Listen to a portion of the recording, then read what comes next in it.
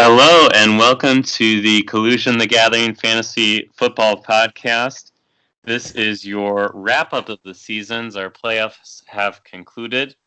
I am your host, Ben Ashworth, and with me, a very special guest, the league champion of 2018, Jon Gamroth. How's it going, Gamroth? Happy to be here. Thank you. Excellent. Well, I consider it a steal. We got you on, and it's going to be fun to just recap a great year and also just go over how the playoffs went. Giesland and I had some predictions. Unfortunately, I forgot to write those out beforehand, but maybe I'll add an addendum or something on whether Giesland and I predicted them better. Okay, so let's do our first matchup, Jon. So that would be you in the finals versus Jake. Jake, as the 6th seed overall, just sneaked into the playoffs at 6 and 7, but he somehow made it into the finals, upsetting Thornton in the semifinal. And so it was you versus your friend in the group here, Jake. You pretty much trounced them to 132 points to 75. So, I kind of want to get a little bit of your sense on, you had an amazing season. You had one loss to start the year, and then 12 straight wins after that, followed by, a march through the playoffs. So, what would you consider your keys to success this season? Definitely the running backs. That was pretty clear coming out of the gate for the first few weeks. The Kareem Hunt, rest in peace. He made it to week 9 or week 10 or something for me, and pretty consistently got between 20 and 30 or even more than that every week. That was, I think that was my keeper this past draft. Yeah. And then, fortunately, just the combination of McCaffrey and I don't even know who else I had. I had Adrian Peterson, who I think a lot of people scoffed at the beginning of the year, but he turned in a lot of good games for me. Well, now, did you remember if you drafted Adrian Peterson or if he was a free agent? I did. I took him, I don't know, probably my 5th or 6th pick or something like that. And I got, if I was at the draft, I probably would have gotten a few side eyes at that one. So right. But I don't know. I just took a chance on him, and doesn't have, other than his ACL, didn't have a huge injury history, and with Chris Thompson and Rob Kelly and the plethora of Washington running backs that couldn't manage to stay on the field, I just took a shot at him when I saw him up there, and then obviously James Conner, who just anybody who had him this year had a monster season as well. So right. So Giesland and I were hammering that a lot in terms of Giesland had the Le'Veon Bell first overall pick, and anyone who spent their first overall pick on him had a hard go of it. And you were able to snag him in free agency, which was great. But one thing I want to point out to people is while you had that amazing, I think, core of 4 running backs, Christian McCaffrey, Kareem Hunt, Adrian Peterson, and Connor, near the end, they all kind of started falling out on you. So Kareem Hunt got cut because of his off-field issues. Connor got injured, but you were able to quickly kind of pick up the other running backs in Kansas City, Spencer Ware, and looks like Williams was the other guy. Even Ware got hurt. Yeah. So I guess looking at my, final starting lineup out of those 4 previous running backs, McCaffrey's the only one that stuck it out until the end. And I didn't really notice it until 2 or 3 weeks in. But then Philip Lindsay, Denver's running back, was also putting up some big numbers as well. So I had him to lean on a little bit, and then by the time week, I don't know, 11 or something like that rolled around, I just started thinking ahead a little bit. I can sacrifice a game or two here if I lose, and try to get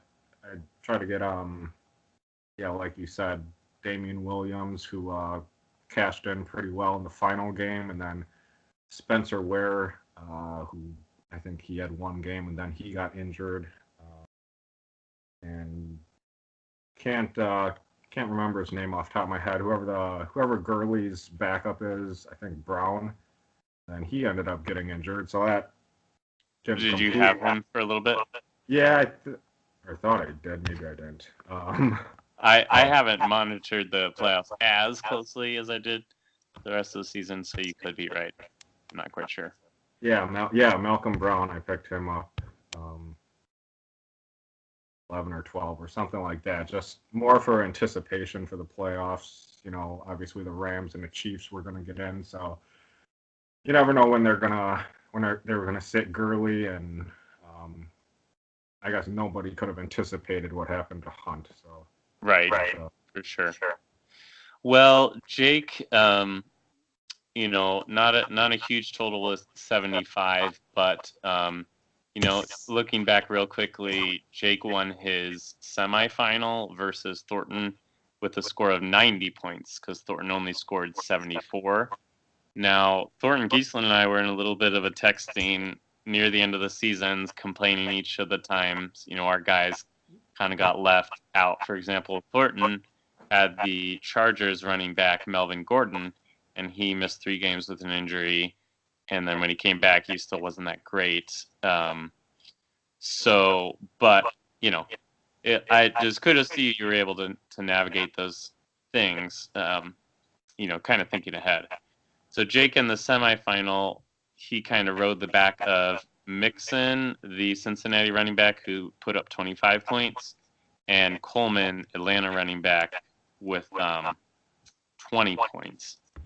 And against you, then, those guys didn't really come through. They were single-digit scores. And Tom Brady happily letting Jake down. So he gets to the finals, but ultimately, I guess the Patriots let him down in a sense. Yeah, I think of final projections, I was maybe a 10-point or less favorite to win that, and I guess out of most of the games coming down the stretch, I was actually a little bit nervous going into it. Obviously, with what Brady can do, he didn't come through against Buffalo at all. But then you saw if you watched last week's game against the Jets, where he just lit them up, or maybe that was 2 weeks ago. Anyway, and then with Thielen, who pretty much just goes off whenever, and unfortunately he just had a little bit of a lackluster game. Probably a touchdown would have got him a really good game. Keenan Allen's been putting up some pretty good numbers. I had Peyton Barber in another league, and he did pretty well for me here and there, but with 7 or 6 points for Jake, it didn't pan out. And then just I guess stars kind of aligned, and a little bit more underwhelming for Jake's team. And I guess with my running backs coming through once again, and Matt Ryan, who if he's on your team and you're a Falcons fan or whatever, and you're rooting for him, he's pretty much garbage. Can't really count on him. But I think he put up behind probably Patrick Mahomes, the second highest fantasy points this year. So. Oh, really? I didn't realize he ended up doing that. So that's pretty impressive. And then Julio, who I don't know, another average game for Julio. Unfortunately, I somehow wind up with him on my team in one league or another every year, and Uh-huh. he's infamous for decent yards, can't get in the end zone. But after the first half of the season with no touchdowns, I think he was averaging one a game, so that definitely helped as well. So Nice. just a lot of good fortune. Right, for sure. Well, someone has to come out on top, and I think you proved that you earned it this year, and we have another year to look forward to. But I think we can go through a few of the other matchups and just give a little recap on people's seasons as well as the ending. So we're going to kind of work through the matches in their order. So we'll go next to the third place game, which actually ended up being quite a squeaker.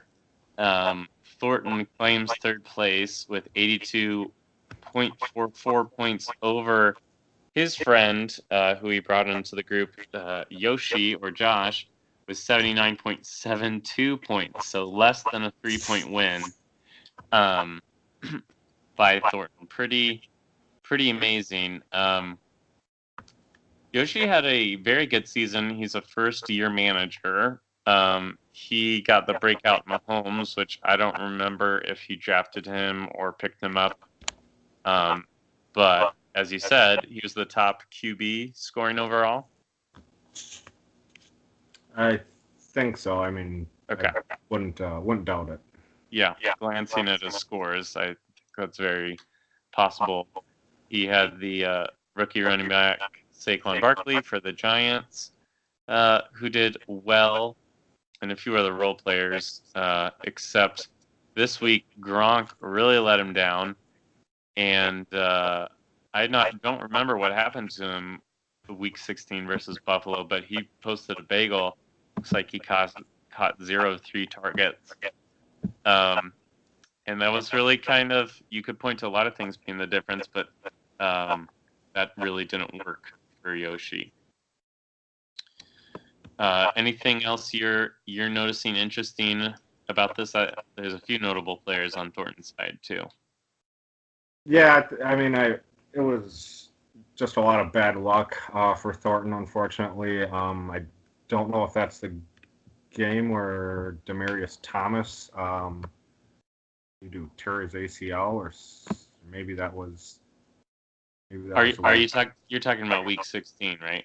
Yeah, maybe that was a week after. No, it was during the Eagles game. Yeah, he only posted 3 points, so. Right, and then I think Rita re-aggravated an injury against Chicago, so he had 2.5, and then Mike Williams, who I think I remember seeing he had 2 or 3 touchdowns or something the week before, just put up 1 point. Yeah, I kind of called that for him because I'm a Chargers fan, so I know Mike Williams had a huge game in Week 15 versus Kansas City because Keenan Allen, their number 1 wide receiver, went out early with injury. And so Mike Williams was a big part of the comeback. But whenever Keenan Allen can play, Williams is kind of hot and cold, boomer bust type of player. But yeah, despite those low totals for Thornton, he had Kamara, New Orleans running back, Michael Thomas, New Orleans wide receiver, and Goff did pretty well with 17 points. So they pulled him through and able to win by 3. So I guess Yoshi's kind of left thinking what could have been. Thornton claims the third. I know he wasn't happy about not getting in the final, but respectable finish for him considering he started with a losing record for the season. Right, and then also just kind of looking at each team's bench, just seeing what Thornton's bench put up for him. That's about as good of a lineup as he could have hoped for as well. So, and yeah, looking at maybe a move or two here by Flaming Nachos, and would have turned it around, but I guess that's kind of what happened. Yeah, nothing huge. I mean, the Minnesota defense would 9 points would have been changed the outcome if he had played them over Indy's defense with 2 points. But I think those were you're kind of gambling either way. I kind of using 3 spots on your roster for defense is not what I would personally do, but yeah, I think Yoshi liked his options and unfortunately didn't quite choose the right one on his final week.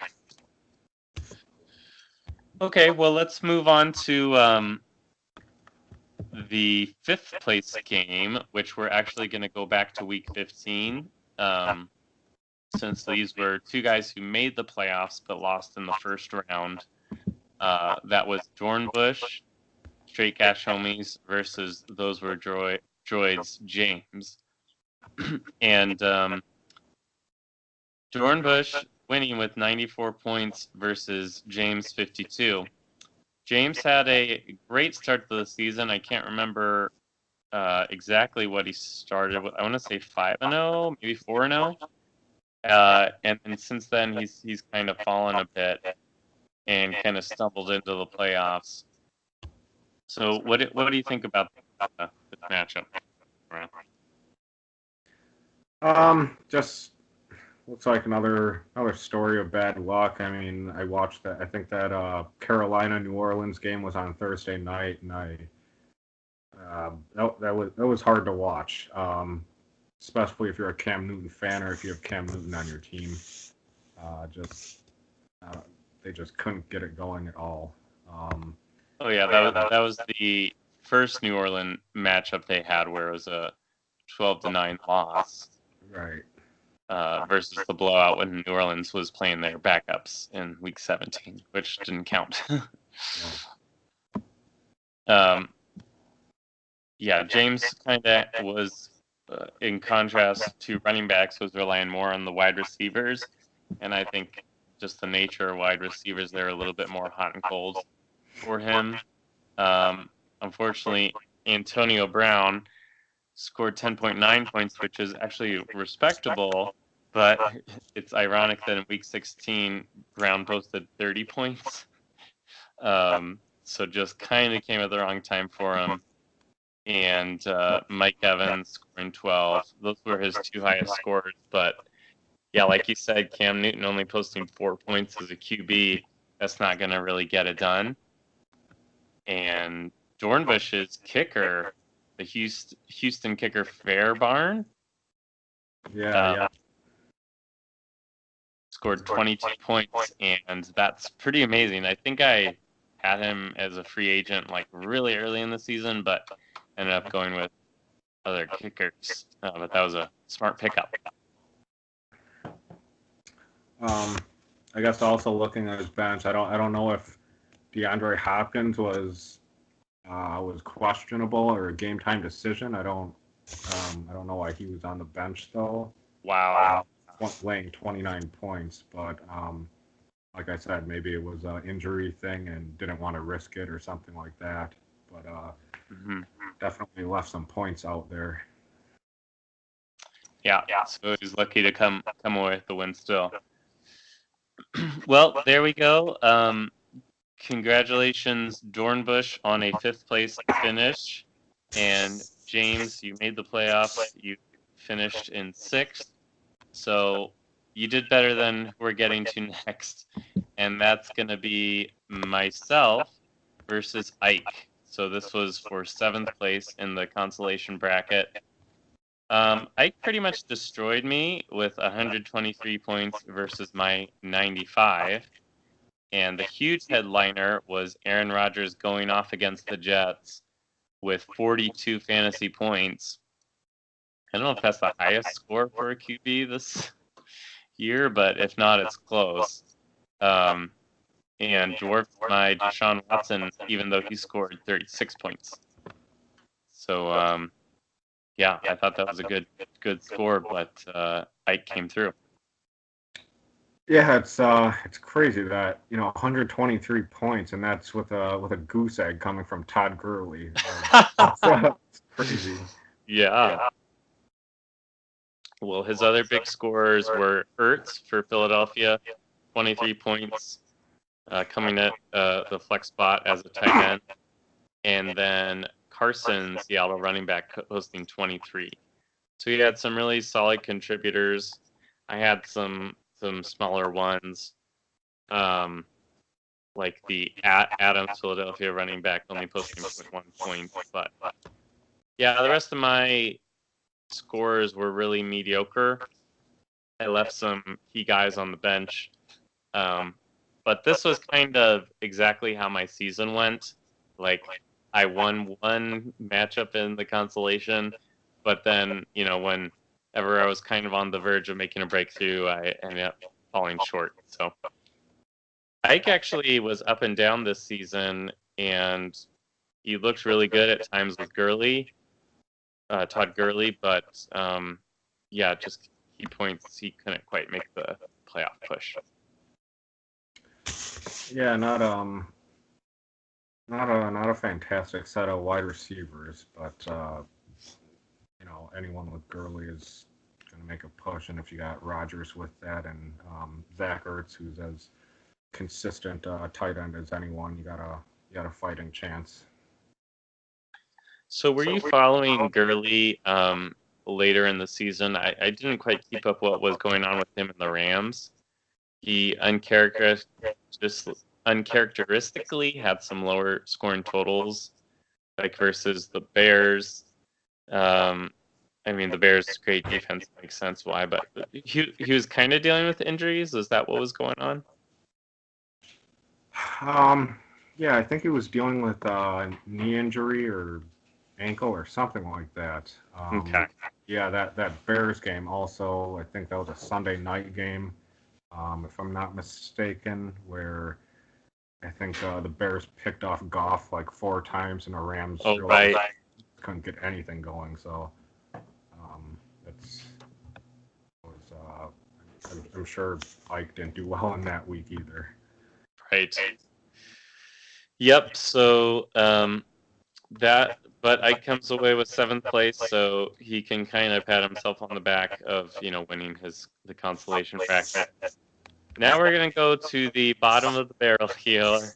Sorry to say, but the Giesland couple, David Giesland versus Callie Giesland.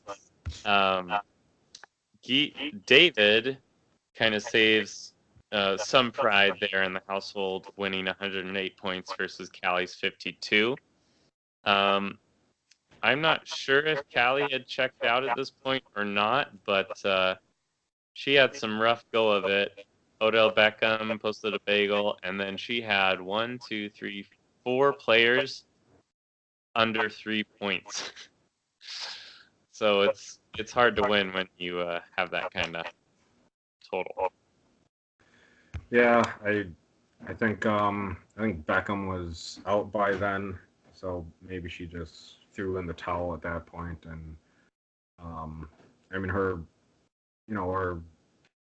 her lineup isn't horrible. You got Cooper and Cohen and Dalvin Cook, and obviously with Breeze, seems like she has Breeze every year, but it's not horrible, but I would bet at some point after Beckham came out, or maybe even a week or 2 before that, she probably checked out though. Mm-hmm. Well, Callie, sorry if we're still going and we're disparaging you, but we're trying to give you the benefit of the doubt here, I guess, in a sense, with the low score. Giesland posted a lot of low scores there, but he did have some nice guys come on at the end. Notably, Derrick Henry, the Titans running back, was kind of mediocre, and then Giesland was kind of chuckling in week 14 because he was on his bench and posted 47 points against Jacksonville.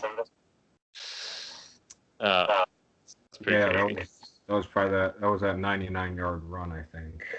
Right. I mean, that was part of it. I think he had some other touchdowns and stuff like that. But there we go. That's our season. So I guess everyone's kind of going to be thinking about keepers for next year. I'm still a little unclear on the rules. I think we're not allowed to keep the same guy 2 years in a row. Does that sound right to you? I think so. I guess Geese will have to clarify for that. I mean, I don't know if Hunt will ever play again, so hopefully I don't have to worry about that. But Yeah, there you go. I'll find Um, somebody. Yep. So everyone, look at your keepers. We got the football playoffs to look forward to. I'm a Chargers fan, so I'm excited to see what they're due. Although very nervous that the Ravens might destroy them. And Gamroth, what's your actual team that you root for in real life? For the most part, it's just Tom Brady all the way. Oh, really? I cannot see them winning it this year, though. He's looking pretty fragile. Gronk can't stay on the field. It's that team's a mess. So Interesting. Well, they somehow still got a first round bye. somehow, and I think they were one Gronk tackle in Miami away from getting the number 1 seed since Kansas City lost. They lost a bunch of games back to back. So it's just a bunch of teams falling apart right now, and I think New England's going to be one of them. Wow. Well, I did not know you were a Patriots fan. Sorry for the disparaging of Jake's players. Oh no, it's fine. Patriots have been playing like garbage all season. Well, that's fine. It's easy to hate the team that always wins. So. Yeah.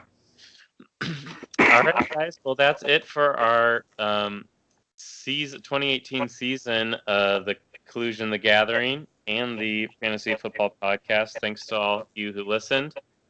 Thanks, John, for joining me this week. Absolutely. Appreciate it. And hope you all guys have a great start to the new year. We'll talk to you later.